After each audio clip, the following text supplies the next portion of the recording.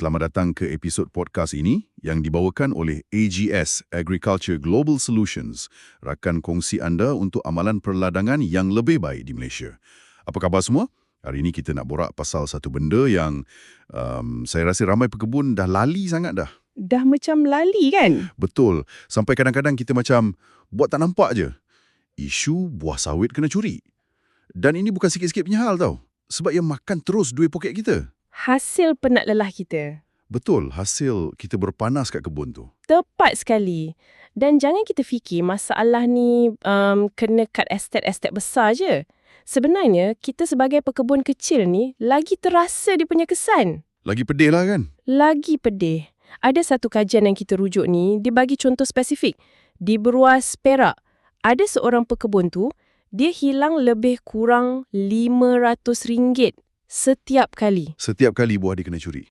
Ya, setiap kali. Sekali dengar RM500 tu mungkin kita kata, alah, sikit je. Tapi cuba bayangkan. Kalau dah kerap, Kalau pencuri tu datang setiap bulan atau 2 bulan sekali, hujung tahun dah jadi ribu-ribu ringgit.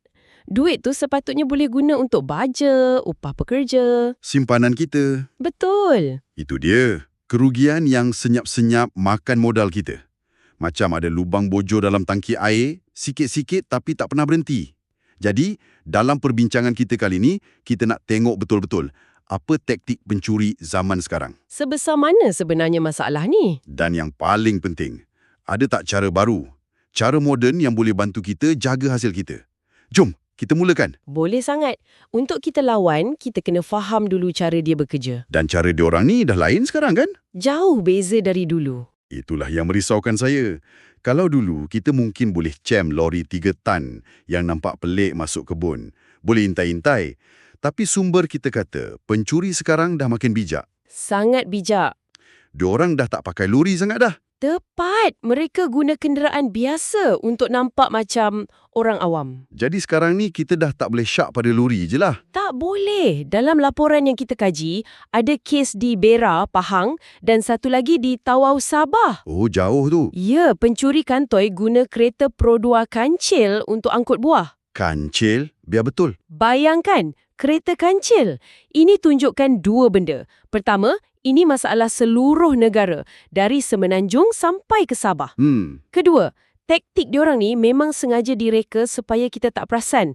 Kereta lalu lalang depan kebun, kita pun tak syak apa-apa. Nampak remeh, tapi sebenarnya lagi bahaya sebab kita terlepas pandang. Okey, ini membawa kita kepada satu bahagian yang saya rasa sangat membuka mata dalam kajian yang kita lihat ni. Ia pecahkan pencuri ni kepada 2 jenis kumpulan. Ya, bukan semua pencuri ni sama dan ini penting untuk kita faham. Kenapa penting? Sebab cara nak tangani kedua-dua kumpulan ni sangat berbeza. Kumpulan pertama, kajian ni labelkan sebagai ninja sawit. Ninja sawit? Kelakar bunyinya. Ya. Tapi saya pasti kerugiannya tak kelakar langsung. Apa ciri-ciri ninja ni? Ninja sawit ni selalunya pencuri perseorangan atau kumpulan kecil, 2-3 orang. Diorang ni menyumbang dalam 10 hingga 15% kes kecurian. Okey, tak terlalu besar. Taktik diorang macam ninja lah, senyap-senyap. Mereka akan sasar kawasan kebun yang hujung sekali, yang tersorok. Kawasan yang kita jarang lawat. Tepat. Atau yang bersempadan dengan kebun jiran yang tak dijaga. Matlamat utama mereka, curi sikit-sikit untuk dapat duit cepat. Jual kat perai haram tepi jalan tu. Inilah ancaman yang paling kerap pekebun kecil hadapi hari-hari kan? Betul. Ini jenis pencuri opportunis. Dia nampak peluang, dia sauk. Tak ada rancang besar-besaran. Tapi, kalau ninja ni cuma 10-15%, maksudnya ada lagi 85 hingga 90% kes datang dari kumpulan yang lagi besar. Dan lagi bahaya. Siapa diorang ni?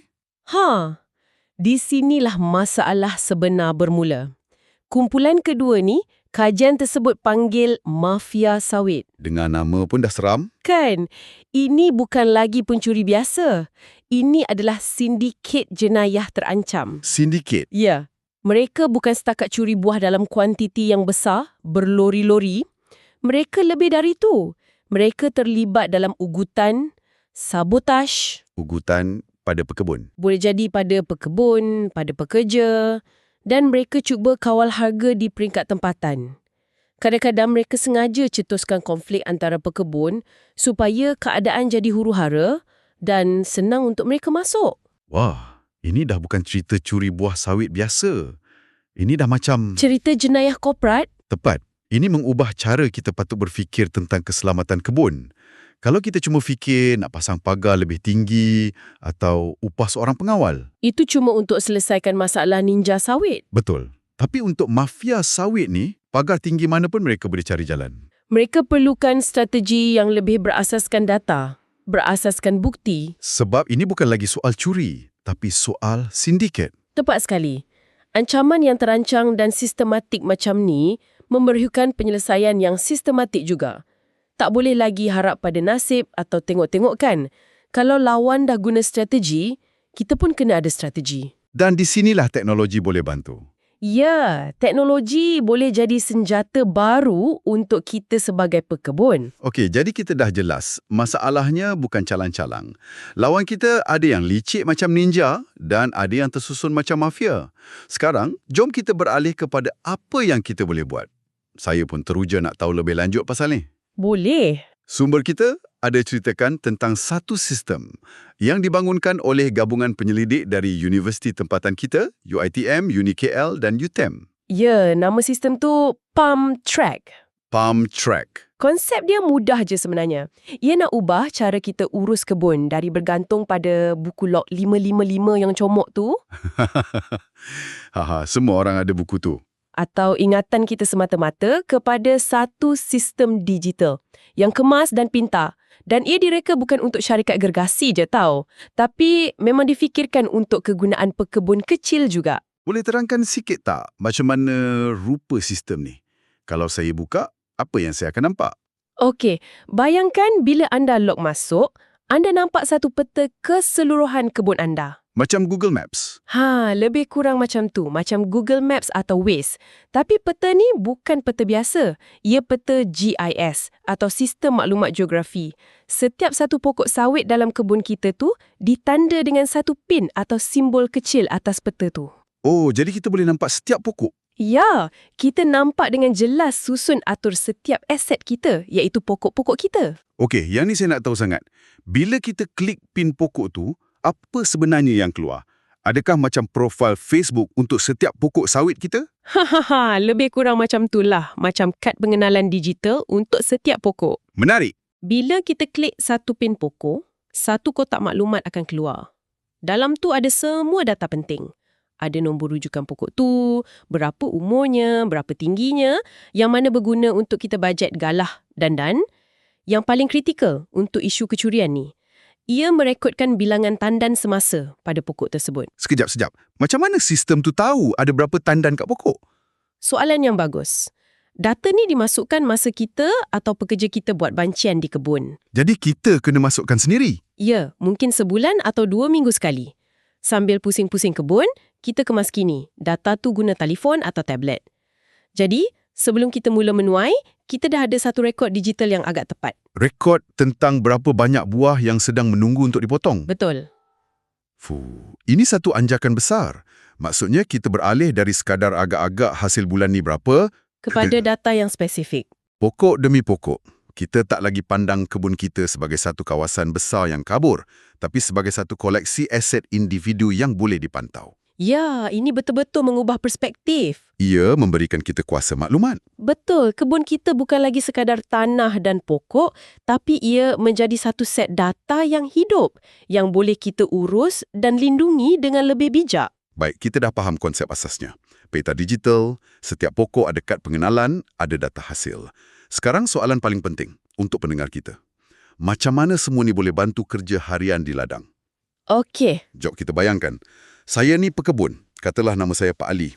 Esok pagi, saya nak suruh kontraktor masuk menuai blok C. Macam mana sistem Palm Track ni boleh bantu saya? Dari pagi sampai buah saya selamat sampai ke kilang. Okey, senario yang sangat baik. Mari kita jalani hari Pak Ali bersama Palm Track. Pagi tu, sebelum pekerja sampai, Pak Ali buka laptop atau tablet dia, log masuk ke sistem. Tak perlu belik-belik buku dah. Tak perlu, dia terus klik pada kawasan blok C di peta kebunnya. Apa yang dia nampak lepas tu? Sistem tu akan terus paparkan ringkasan. Contohnya, ia akan tunjukkan blok C, jumlah pokok 350. Anggaran tandan boleh tuai 520. Oh, spesifik macam tu? Ya, nombor ni berdasarkan bancian terakhir yang dibuat. Jadi Pak Ali sekarang ada satu nombor rujukan. Satu sasaran yang berasaskan data. Jadi dia boleh maklumkan pada kontraktor. Betul. Dia boleh panggil kepala kontraktor tu dan cakap, hari ni kita target dalam 500 lebih tandannya dari blok C. Jadi dari awal lagi, semua orang dah jelas dengan jangkaan. Tak ada lagi main agak-agak. Okey, lepas tuai apa jadi? Lepas proses menuai selesai, lori pun hantar buah ke kilang. Petang tu atau esoknya, Pak Ali dapat resit timbangan dari kilang. Katakanlah resit tu kata dia dapat 8 tan. Okey. Dia boleh guna kalkulator hasil dalam sistem tu untuk buat anggaran kasar. 8 tan dengan purata berat tandan 15 kg, sepatutnya dia dapat lebih kurang 530 tandan. Nombor tu dekat dengan jangkaan awal sistem. Dekat, alhamdulillah hari tu selamat. Tapi, macam mana kalau ada yang tak kena? Di sinilah kuasanya. Katakanlah resit timbangan tu cuma 7 tan. Kurang 1 tan. Bila dikira, dapat dalam 460 tandan je. Jauh beza dari jangkaan 520 tandan. Mungkin sekali tu kita boleh kata ada tandan yang belum cukup masak ke, atau bancian tak tepat sikit, boleh terima lagi. Tapi, kalau pusingan menuai seterusnya di blok yang sama, jadi lagi benda ni. Dan pusingan lepas tu pun sama. Kita nampak satu corak, satu pattern kehilangan. Betul. Sistem ni bukan untuk tangkap pencuri on the spot. Tapi ia jadi alat siasatan kita. Ia bagi kita amaran awal. Amaran yang ada sesuatu tak kena secara konsisten. Mungkin ada buah yang gaib antara pokok dengan pusat pengumpulan. Mungkin ada pekerja yang tak jujur. Kita ada data untuk mula bertanya soalan yang betul. Dan kita bertanya bukan dengan tangan kosong kan? Tepat. Bukan tuduhan melulu, tapi dengan rekod data yang jelas. Selain fungsi pengesanan ni, sistem ni ada lagi ciri-ciri tambahan yang sangat memudahkan kerja kita. Contohnya? Contohnya, fungsi inventory digital tu. Semua maklumat pasal pokok kita, bila kita letak baja, jenis apa, berapa hasilnya setiap pusingan, semua direkodkan. Ini macam kita ucapkan selamat tinggal pada buku log yang basah kena hujan, tulisan cakar ayam. Atau buku yang hilang entah ke mana. Haha, betul. Semuanya tersusun kemas. Ini mesti sangat membantu untuk perancangan kerja lain kan? Macam program pemajaan. Sangat membantu. Kita boleh buka peta tu dan mungkin kita boleh warnakan pokok yang hasilnya kurang dengan warna merah, yang bagus dengan warna hijau. Visual. Ya, dari situ kita boleh nampak dengan jelas. Oh, kawasan hujung belah sana tu banyak pokok merah. Mungkin tanah tak cukup subur atau perlukan baja lebih. Pengurusan kita jadi lebih proaktif. Dan tepat. Bukan lagi main pukul rata je semua. Jadi, jelaslah, ia bermula sebagai alat untuk melawan kecurian. Tapi sebenarnya, ia berevolusi menjadi satu pusat kawalan digital untuk keseluruhan ladang kita. Betul, satu alat pengurusan yang komprehensif. Baiklah, kita dah bincang masalah dari ninja sampai dah ke mafia. Kita pun dah lihat macam mana satu sistem digital seperti pump track ni berfungsi. Sekarang, mari kita simpulkan. Untuk pendengar kita di luar sana, apakah manfaat utama yang mereka boleh dapat kalau mula guna teknologi macam ni? Saya nampak ada 3 faedah utama yang sangat ketara. Yang pertama, yang paling penting, ialah pengesanan awal. Pengesanan awal. Kita tak lagi berada dalam kegelapan. Kalau dulu, kita mungkin cuma sedar keuntungan kita kurang di hujung tahun tapi tak tahu kenapa. Sekarang, kalau ada ketirisan hasil, kita boleh kesan coraknya dalam beberapa pusingan menuai sahaja. Boleh bertindak cepat. Sebelum kerugian jadi lebih besar, ia memberi kita kuasa untuk mengawal. Okey, apa manfaat kedua? Kedua ialah pengurusan ladang yang lebih cekap. Bila semua data ada di hujung jari, keputusan yang kita buat jadi lebih bijak. Kita tak lagi buat keputusan berdasarkan rasa-rasanya atau ikut cara orang lama. Kita buat keputusan berdasarkan data sebenar dari kebun kita sendiri. Ya, pokok mana nak kena tebang ganti, kawasan mana nak bagi baja lebih, semua jadi lebih mudah dan berasaskan bukti. Duit kita pun tak terbazir pada input yang tak perlu. Betul. Dan yang ketiga, ini saya rasa sangat penting bila kita dah syak ada kecurian berlaku. Tepat sekali. Manfaat ketiga ialah kita mempunyai bukti yang kukuh. Katalah kita dah yakin ada kecurian dan kita nak buat laporan polis. Kita tak lagi datang ke balai dengan cerita, "Tuan, saya rasa buah saya kena curi." Tak ada siapa akan layan. Mesti diorang minta bukti kan? Betul.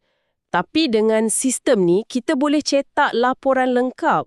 Tuan, berdasarkan rekod inventory digital saya, Blok C sepatutnya menghasilkan 520 tandan. Tapi hasil sebenar yang sampai ke kilang secara konsisten kurang sebanyak 60 tandan setiap pusingan.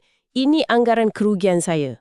Wow, itu satu perbezaan yang amat besar. Ya. Ia menukar kita dari mangsa yang hanya boleh mengadu kepada pelapor yang ada fakta. Ada kredibiliti. Dan ini bukan setakat untuk report polis je. Kalau ada pertikaian dengan kontraktor menuai pun, kita ada rekod yang boleh jadi rujukan. Tepat sekali. Ia melindungi kita dari pelbagai sudut. Okey, sebelum kita akhiri perbincangan kita, saya nak tinggalkan satu soalan untuk anda semua fikirkan. Silakan. Kita sebagai pekebun, kita sanggup labur beribu-ribu ringgit setiap tahun untuk baja, untuk racun, untuk jentera. Tujuannya satu, nak tingkatkan hasil. Betul. Tapi, pernah tak kita berhenti sekejap dan fikir, berapa banyak yang kita laburkan untuk memelihara hasil yang dah ada depan mata? Yang dah elok bergantung pada pokok. Berapa banyak agaknya pendapatan kita yang hilang setiap tahun disebabkan kecurian senyap yang kita tak sedari? Itu soalan yang patut kita semua tanya pada diri sendiri. Dan saya nak tambah satu lagi pemikiran. Teknologi pemetaan dan inventory macam PalmTrack ini membuktikan satu perkara. Pengurusan data yang canggih bukan lagi hak milik syarikat perladangan gergasi semata-mata. Dah tak eksklusif lagi? Iya. Ia dah sampai ke peringkat kita, pekebun kecil. Cuba bayangkan, kalau setiap pekebun kecil di Malaysia ada kuasa data macam ni di hujung jari, ia bukan sahaja mampu melindungi aset kita, tapi ia berpotensi untuk mengubah sepenuhnya cara kita menguruskan ladang. Menjadikan kita lebih cekap, lebih berdaya tahan. Dan pastinya lebih menguntungkan. Ingat untuk melawat pembantu pertanian AI kami di cropdrive.ai untuk mengetahui lebih lanjut cara meningkatkan hasil sawit dan pendapatan anda. Terima kasih kerana mendengar.